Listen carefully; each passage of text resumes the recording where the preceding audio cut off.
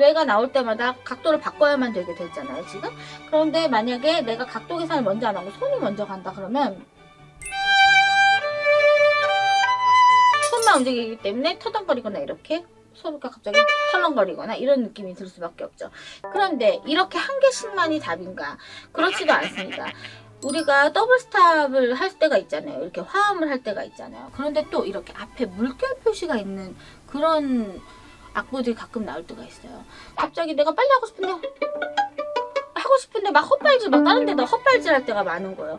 활이 너한테 찾아가는 서비스를 해야 되지 않느냐 할 때마다 그때그때 다르게 되겠죠.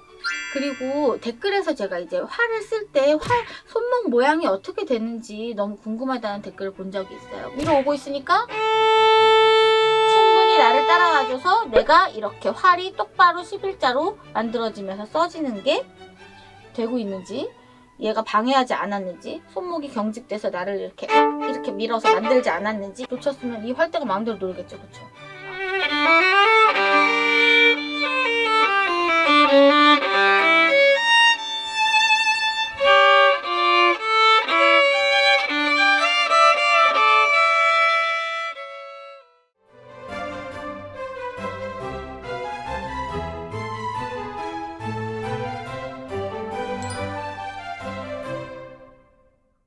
안녕하세요. 바이니스 박정은 오늘 다시 왔습니다. 오늘 좀 활쓰기에 대해서 3단계 너무 오랫동안 활쓰기를 안 찍어서 좀 다시 이제 여러 가지 알려드리고 싶어서 생각을 해봤는데요. 우리 기초 2단계가 좀 끝나셨다면 3단계에서는 뭐 연습이 가장 중요할까? 가장 중요한 거는 제가 봤을 때 활 각도인 것 같아요. 옆줄 저는 왜 이렇게 많이 건드리나요? 왜 이렇게 옆줄이 계속 소리가 나나요? 이런 얘기를 너무 많이 들었고 댓글에서도 저한테 질문을 많이 주셨거든요. 그래서 그 부분에 대해서 이제 말씀을 자세하게 드리면서 덧붙여서 관절 연습법, 관절이 도대체 어떻게 움직이는지 이런 것도 좀 자세하게 보여드리려고 해요. 처음에 활 쓰기 연습을 하실 때, 활 각도 연습을 하실 때 가장 중요한 거는 이 팔꿈치, 오른팔 팔꿈치가 대장님이 돼야 되는 겁니다. 기초 자세에서도 아주 간단하게 말씀드린 적이 있지만 그 팔꿈치가 대장님이 되고 먼저 계산되지 않으면은 이 전체 무게 시스템이 다 동시에 움직이질 못합니다. 예를 들어서 설명을 드리면은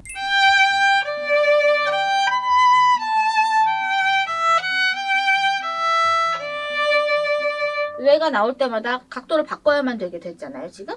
그런데 만약에 내가 각도 계산을 먼저 안 하고 손이 먼저 간다 그러면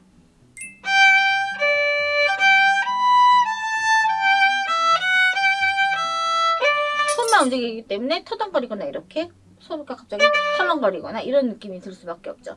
내가 각도가 전체가 움직이지 않았기 때문에 전체 시스템이 옮겨지지가 못한 겁니다. 옮겨져야지만 다 그 시스템을 사용할 수가 있겠죠. 어느 각도든지. 그래서 미줄 이렇게 무게가 잘 실을 수 있게 붙을 수 있게끔 계산되어진 나의 팔 시스템, 오른팔 시스템이 다 사용되게 만들어지려면 이게 그대로 다 옮겨져야 되는 거죠. 팔꿈치가 대장이 돼서 라줄, 또 라줄에서 레줄, 레줄에서 솔줄. 그런데 이렇게 한 개씩만이 답인가? 그렇지도 않습니다. 우리가 더블 스탑을 할 때가 있잖아요. 이렇게 화음을 할 때가 있잖아요. 그러면은 뭐 두 개씩 하게 되는 경우가 있는데, 그러면은 어떻게 내가 활의 각도를 분배해야 되는가, 이것도 꼭 생각을 해보셔야겠죠.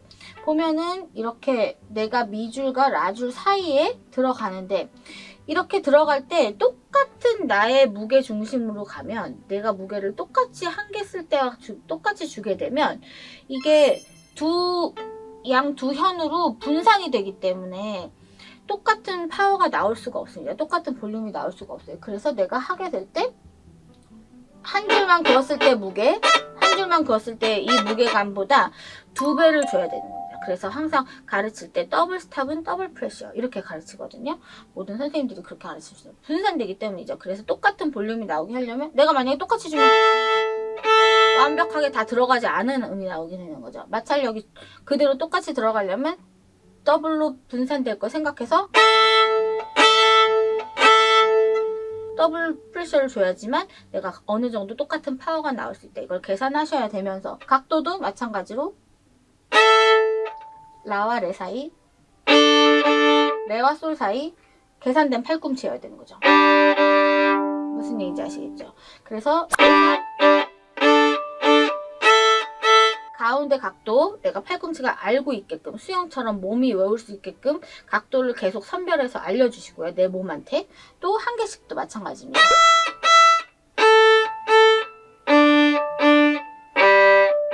이렇게 팔꿈치가 다 각도별로 외우게 하시는 거 너무 중요합니다. 화음을 연습하실 때 또 여러 가지 종류가 있을 수 있죠. 이렇게 2개씩 하는 화음이 그냥 일반적인 거라면 길이가 길면 뒤에를 늘려주시면 되고요.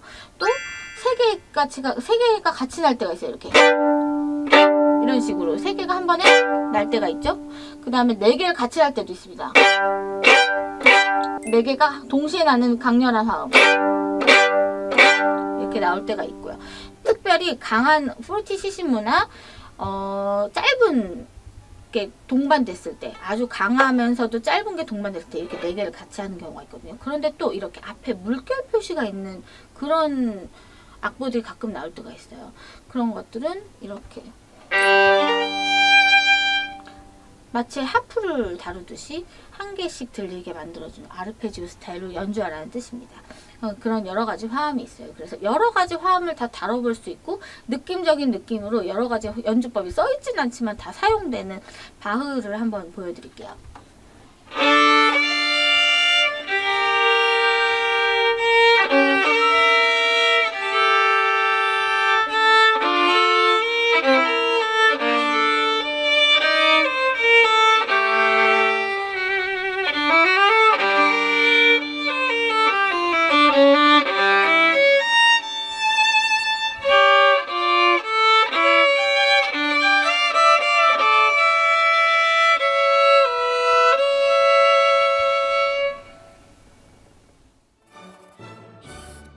제가 유학 시절에도 그렇고 공부를 할 때 좀 혼란스러웠던 적이 있었어요. 이 활 각도에 대해서.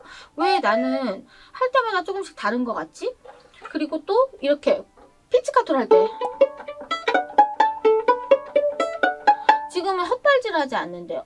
학생 때는 이게 막 갑자기 내가 빨리 하고 싶은데 막 헛발질 막 다른 데다 헛발질 할 때가 많은 거예요. 왜 이러지? 나 그렇게 못하는 사람도 아닌데 이게 왜 이렇게 각도가 안 외워지지? 이렇게 생각했었는데 그때 가장 커다란 변화가 있었던 게 어깨 받침을 뗐을 때였던 것 같아요.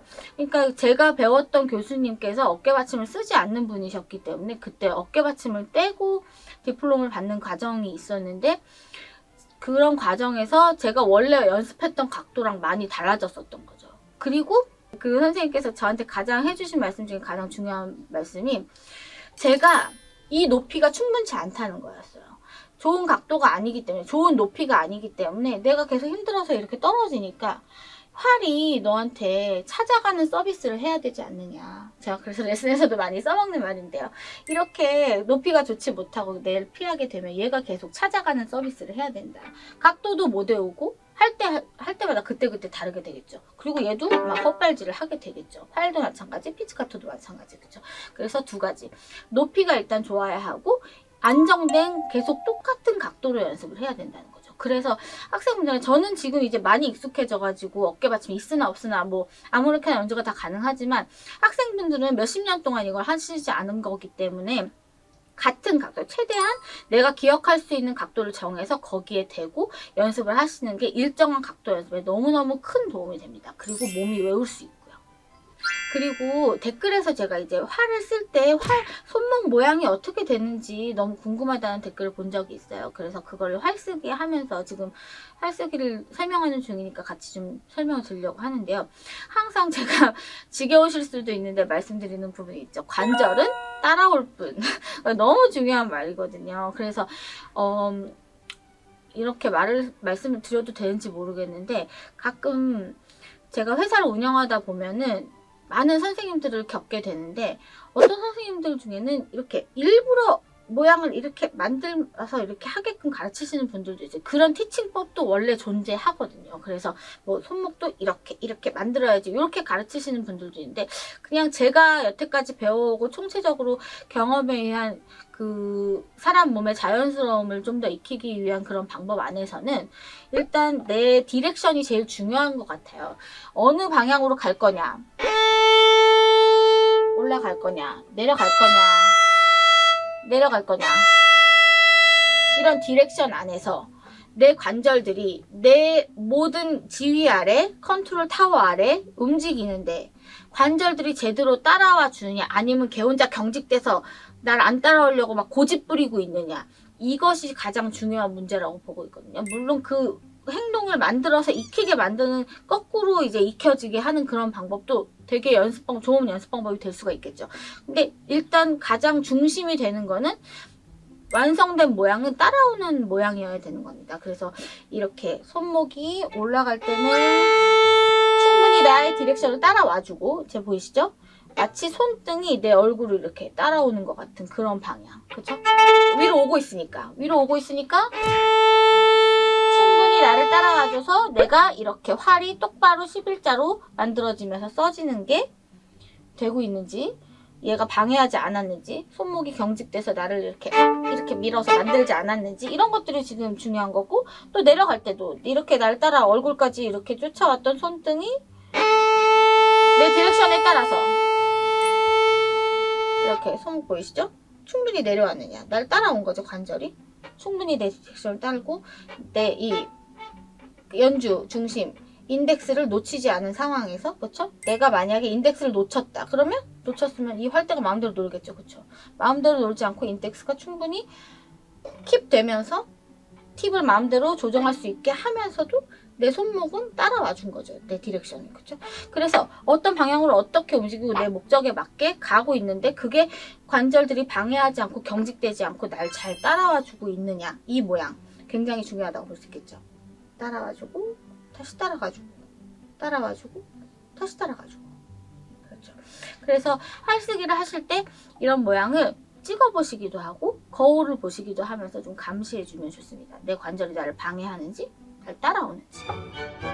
오늘 조금 활쓰기에 대해서 약간 더 깊게 들어가 봤는데요. 3단계니까 아직은 어려운 단계는 아닙니다. 그래서 따라해 보시고 좀 불편하신 점이 있으시면 저한테 꼭 댓글 남겨서 상담해 주시고요. 또 거기에 따른 다각도의 방법으로 제가 도움을 드릴 수 있도록 노력하겠습니다. 구독, 좋아요, 알림 설정 꼭 부탁드리고요. 또 다음 강의에서 찾아와 주세요. 고맙습니다.